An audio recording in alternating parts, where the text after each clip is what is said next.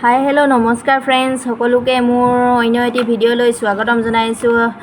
আৰু এতিয়া মই দুপৰীয়া সাঁজৰ কাৰণে ভাবিছোঁ পচলা এটা কাটি আনোগৈ। বাৰীৰ পাছফালে আহিছোঁ এয়া, আৰু পাছফালে পালোহি বাৰু।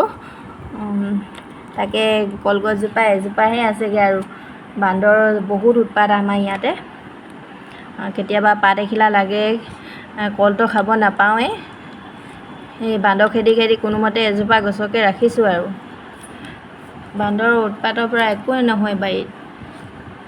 পচলা খাওঁ বুলিলে হ'ব, আৰু এতিয়া পচলা এটা কাটি লওঁ বুলি ভাবিছোঁ। তাকে এতিয়া মই কাটি লওঁ দেই ৰাইজ। এয়া কাটি ল'লোঁ, আৰু অলপমান ইয়াতে খোৱাই লৈছোঁ বাকলিবোৰ। কলৰ যিবিলাক ওপৰৰ বাকলিবিলাক ওৰাই লৈছোঁ, আৰু এতিয়া পাত এখিলাত লৈ গৈছোঁ। আৰু কল পচলা বোলে এনেকৈ খাবলৈ নিলে কলপাত এখিলাই মেৰিয়াই লৈ যাব লাগে বুলি কয়। আগতে মাহঁতে তেনেকৈয়ে আনে, যেতিয়া ঘৰত আছিলোঁ মায়ে কল পচলা আনিলে এনেকৈ অনা দেখিছোঁ কাৰণে এতিয়া সেয়া ময়ো আনিছোঁ। আৰু পচলাটো চাফা তাফা কৰি ল'লোঁ, আৰু অলপ তেল লগাই লৈছোঁ হাতত, নহ'লে পচলাৰ চেকা বৰ বেয়াকৈ লাগে যে হাতত। আৰু এতিয়া মই কাটিব লাগিব মিহি মিহিকৈ কাটিলেহে খাবলৈ ভাল লাগে। আৰু কাটি আছোঁ মিহি মিহিকৈ। কাটি থাকোঁতে আৰু এটা কথা, কাটি গৈ থাকোঁতে মাজতে অলপ টান টান লাগে কাটিবলৈ কটাৰীখনে। তেতিয়া এনেকৈ অলপ ওপৰৰ চুচটো ওৰাই ল'ব লাগে। যিদৰে কেতিয়াবা মাহ, দাংবডি এইবিলাক কাটিলে যেনেকৈ আমি চুচটো ওৰাই লওঁ, তেনেকৈ এনেকৈ ওৰাই ল'লে হয়। আৰু কাটি কৰি হ'ল, মই এফালে কেৰাহীখন পাতি দিলোঁ, আৰু কেৰাহী গৰম হ'লত অলপ তেল দিছোঁ। আৰু এই আঞ্জাখনত মা মছলা বিশেষ একো প্ৰয়োজন নহয়, একেবাৰে থলুৱাভাৱে বনাইছোঁ। আগতে আইতাহঁতে মাহঁতে বনোৱা নিচিনা। আৰু এতিয়া থেতেলিয়াই লোৱা নহৰুখিনি দিলোঁ, পিঁয়াজ দিয়াৰ পাছত নহৰু দিলোঁ, আৰু হালধি গুড়া অলপ দিলোঁ, আৰু কাটি লোৱা পচলাখিনি এতিয়া ইয়াতে দি দিলোঁ। ধুনীয়াকৈ লৰাই কৰি লোৱাৰ পিছত মই ইয়াত দিম দালি দিম। এতিয়া বৰ্তমান দি লৈছোঁ নিমখ, আৰু এতিয়া দি দিছোঁ দালিখিনি। দালিৰ লগত খায়ো ভাল লাগে পচলা, আৰু শুকানকৈ ভাজিও ভাল লাগে বুটৰ লগত, আৰু মাংসৰ লগতো ভাল লাগে বাৰু দেই খাবলৈ। আপোনালোকে কিহৰ লগত খাই ভাল পায় জনাব। আজি বাৰু মই দালিৰ লগতে বনাইছোঁ।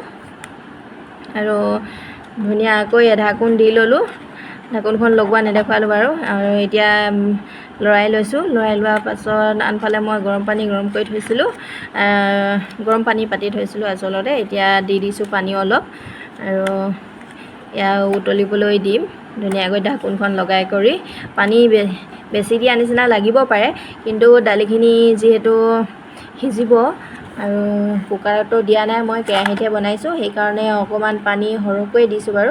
আৰু আনফালে এয়া মই বনাই আছোঁ অমলেট।